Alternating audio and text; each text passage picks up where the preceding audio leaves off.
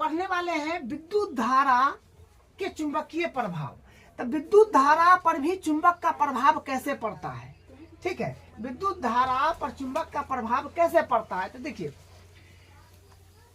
अगर मान लीजिए कि कोई लोहा का छड़ है, ठीक है, लोहा का छड़ है, अगर उसमें विद्युत धारा प्रवाहित करेंगे तो वो चुंबक की तरह व्यवहार करेगा, ठीक है। अगर उसमें विद्युत धारा प्रवाहित करेंगे लोहा की छड़ में तो वो क्या करेगा, चुंबक की तरह व्यवहार करेगा, ठीक है।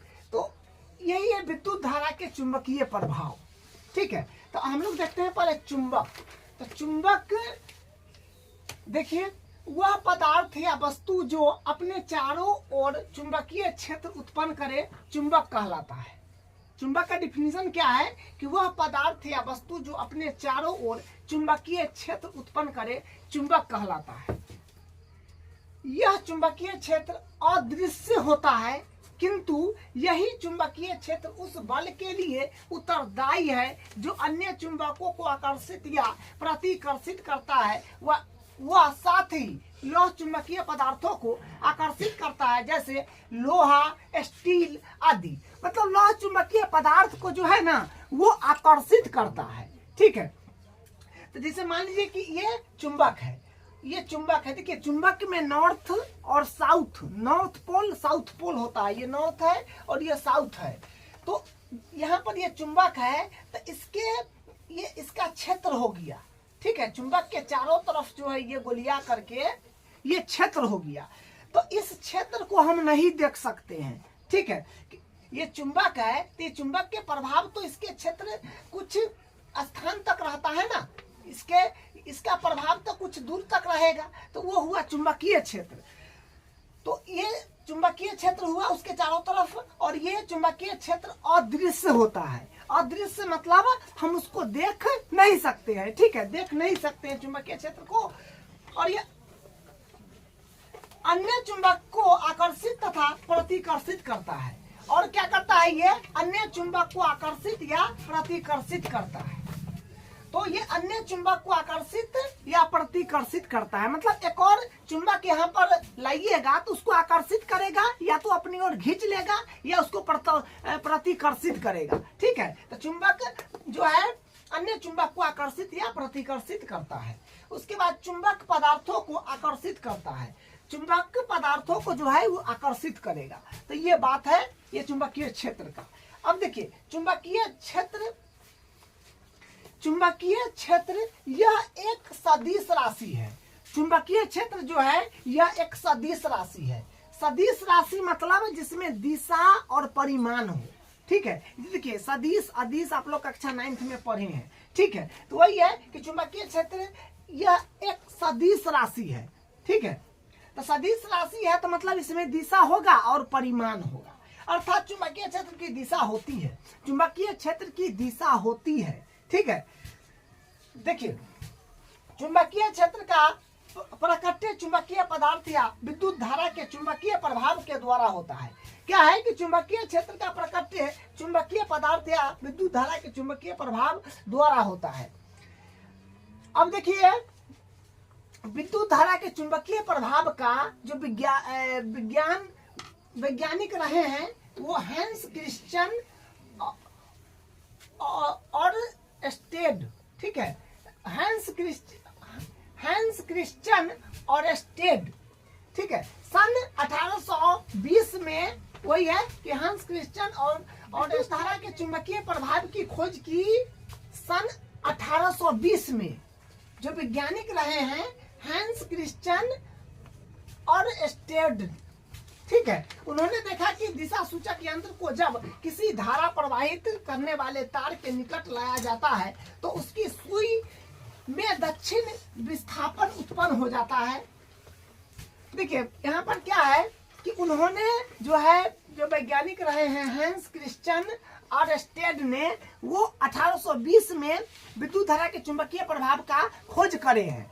तो उन्होंने धारावाही जो तार है, जिसे देखिए विद्युत किसी धारा प्रवाहित करने वाले तार, जैसे तांबा का तार से इलेक्ट्रिसिटी पास करता है, उसके बाद हो गया एल्युमिनियम हो गया, जो तार से विद्युत धारा प्रवाहित करता है उसमें वो दिशा सूचक यंत्र लगा दिए, ठीक है, दिशा सूचक यंत्र जो है उस तार पर लगा दिए। तो उन्होंने क्या देखे कि उसकी सुई दक्षिणा विस्थापन उत्पन्न करता है, मतलब दक्षिण की ओर जो है वो प्रवेश करता है। चुंबकीय क्षेत्र को चुंबकीय क्षेत्र रेखाओं द्वारा प्रदर्शित किया जा सकता है। चुंबकीय जैसे यहाँ पर देख लीजिए कि दक्षिणा विस्थापन उत्पन्न होता है। जैसे मान लीजिए कि ये यहाँ पर जो है ये एक सर्किट है, तो यहाँ पर इसमें तो तार लगा होगा, चालक तार। तो यहाँ पर देखिए दिशा सूचक यंत्र है ना, दिशा सूचक है, ठीक है। जैसे हम लोग एक कोरे कागज पर बनाते हैं दिशा, तो दिशा का ज्ञान हम लोग के पास इसी तरह ना है, ईस्ट हुआ, वेस्ट हुआ, नॉर्थ हुआ, साउथ हुआ, तो ये दिशा सूचक यहाँ पर लग गया, ठीक है। तो ये जो है दक्षिण विस्थापन उत्पन्न करता था, दक्षिण की ओर जो है ये विस्थापित होता था, ठीक है, यहाँ पर ये लगाने पर। तो ये बात है जो इन्होंने वो करे थे। अब देखिए चुंबकीय क्षेत्र को चुंबकीय क्षेत्र रेखाओं द्वारा प्रदर्शित किया जा सकता है, मतलब चुंबकीय क्षेत्र रेखा द्वारा प्रदर्शित करते हैं। जहां पर भी अगर चुंबकीय क्षेत्र बनेगा उसको हम लोग चुंबकीय क्षेत्र रेखा द्वारा प्रदर्शित करेंगे, ठीक है। उसके बाद देखिए चुंबकीय क्षेत्र को दर्शाने के लिए बी अक्षर का उपयोग किया जाता है। देखिए चुंबकीय क्षेत्र को दर्शाने के लिए बी अक्षर का उपयोग किया जाता है। अब देखिए यहाँ पर चुंबकीय क्षेत्र रेखाओं के गुणधर्म, ये चुंबकीय क्षेत्र रेखा के गुणधर्म क्या क्या उसका गुण होता है चुंबकीय क्षेत्र रेखा का, ठीक है। तो देखिए पहला है चुंबकीय क्षेत्र रेखाएं चुंबक के उत्तर ध्रुव से प्रकट होती है। चुंबकीय क्षेत्र रेखा चुंबक के उत्तरी ध्रुव से प्रकट होती है तथा दक्षिणी ध्रुव पर विलीन हो जाती है। तो ये पहला गुण है चुंबकीय क्षेत्र रेखा का कि चुंबकीय क्षेत्र रेखा जो है उत्तरी ध्रुव से प्रकट होती है। चुंबकीय क्षेत्र रेखा उत्तरी ध्रुव से प्रकट होती है तथा दक्षिणी ध्रुव पर विलीन हो जाती है, ठीक है। पहला गुण आपको ध्यान रखना है कि चुंबकीय क्षेत्र रेखा उत्तरी ध्रुव से प्रकट होती है और दक्षिणी ध्रुव पर विलीन हो जाती है। चुंबक के भीतर चुंबकीय क्षेत्र रेखा की दिशा उसके दक्षिण ध्रुव से उत्तर ध्रुव की ओर होती है। देखिए चुंबकीय क्षेत्र रेखा की दिशा उसके दक्षिण ध्रुव से उत्तरी ध्रुव की ओर होती है। तो देखिए ये दक्षिणी ध्रुव से तो वो प्रकट होती है और उत्तरी ध्रुव से तो प्रकट होती है और दक्षिणी में जो है ये विलीन हो जाती है। इसके कारण जो है चुंबकीय क्षेत्र रेखा की दिशा उसके दक्षिण ध्रुव से उत्तर ध्रुव की ओर होती है, ठीक है। चुंबकीय क्षेत्र रेखा की दिशा जो है दक्षिणी ध्रुव से उत्तरी ध्रुव की ओर होती है, ठीक है। तो देखिए एन मतलब नॉर्थ, एन मतलब होता है नॉर्थ, एस मतलब होता है साउथ। तो नॉर्थ मतलब उत्तर और साउथ मतलब होता है दक्षिण, ठीक है। तो नॉर्थ से ये क्या होता है प्रकट होता है, देखिए यहाँ से प्रकट हो रहा है और ये साउथ में जा रहा है और इधर ये विलीन हो रहा है, इधर यहाँ पर जो है ये विलीन हो जाएगा, ठीक है। तो मतलब कहने का मतलब है कि चुंबकीय क्षेत्र रेखा की दिशा जो होता है दक्षिण से मतलब नॉर्थ से साउथ की ओर होता है। देखिए नॉर्थ से साउथ की ओर, नॉर्थ से साउथ में जा रहा है, साउथ में जा रहा है, ठीक है। तो ये बात है। दूसरा देखिए चुंबकीय क्षेत्र रेखाएं एक बंद वक्र का निर्माण करती है जिसका कोई आरंभ अंत नहीं होता है। देखिए यहाँ पर बात ये है कि चुंबकीय क्षेत्र रेखा जो है ये बंद वक्र का निर्माण करती है, खुला वक्र का नहीं। जैसे यहाँ पर देखिए ये दिखाया गया है, ये बंद वक्र का ही निर्माण करेगा, ठीक है। चुंबकीय क्षेत्र रेखा बंद वक्र का निर्माण करेगा, ये चुंबक है और इसकी रेखा देखिए बंद वक्र का निर्माण कर रहा है। तीसरा चुंबकीय क्षेत्र की प्रबलता चुंबकीय क्षेत्र रेखाओं की निकटता के अनुक्रमानुपाती होता है। तीसरा बात क्या है कि चुंबकीय क्षेत्र की प्रबलता चुंबकीय क्षेत्र रेखा की निकटता के अनुक्रमानुपाती होता है। तो देखिए यहाँ पर चुंबकीय क्षेत्र की प्रबलता डायरेक्टली प्रोपोर्शनल चुंबकीय क्षेत्र रेखा की निकटता, मतलब इसका मतलब ये हो गया, ठीक है।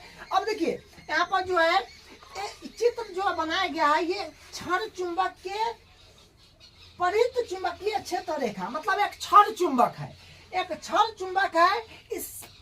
ये क्षण चुंबक के चारों ओर चुंबकीय क्षेत्र रेखा, मतलब क्षण चुंबक के चारों ओर चुंबकीय क्षेत्र रेखा ये खींचा गया है। तो देखिए क्वेश्चन यहाँ पर एग्जाम में आ सकता है कि एक क्षण चुंबक के परिगत चुंबकीय क्षेत्र रेखा खींचिए, क्षण चुंबक के परित चुंबकीय क्षेत्र रेखा खींचिए। तो आपको इस तरह से खींचना है। क्या करना है कि एक चुंबक बना देना है इस तरह से, और यहाँ पर हो जाएगा नॉर्थ, यहाँ पर हो जाएगा साउथ, इस तरह से खींचना होगा। मतलब ये वाला जो हम कर रहे हैं ये आपको जय बार करना हो, ये वाला ये जय बार करना हो कर दीजिए, उससे कोई दिक्कत नहीं है। ये इस तरह से करना होगा, ठीक है।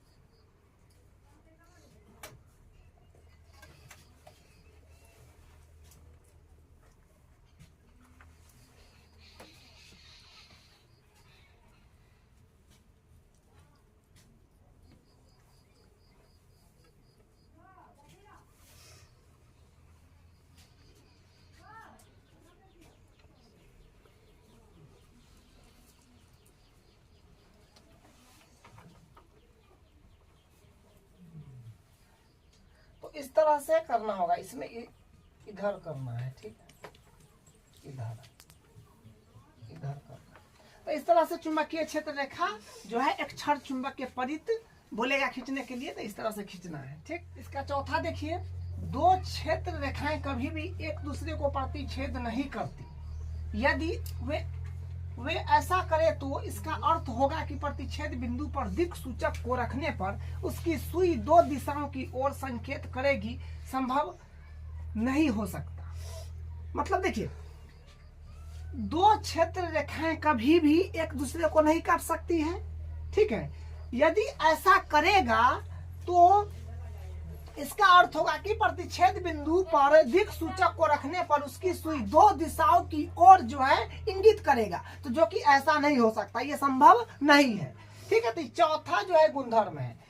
अब देखिए, एक समान ध्रुवों के मध्य प्रतिकर्षण, एक समान ध्रुव के मध्य जो होता है वो प्रतिकर्षण होता है, वह विपरीत ध्रुवों के बीच आकर्षण होता है। मतलब नॉर्थ और साउथ जो होता है चुंबक में, तो उसमें जो है अगर एक समान ध्रुव की ओर अगर हम लोग करते हैं ना, तो वो प्रतिकर्षण हो जाएगा, और विपरीत ध्रुवों नॉर्थ और साउथ एक साथ लाते हैं तो वो आकर्षित कर लेगा, ठीक है।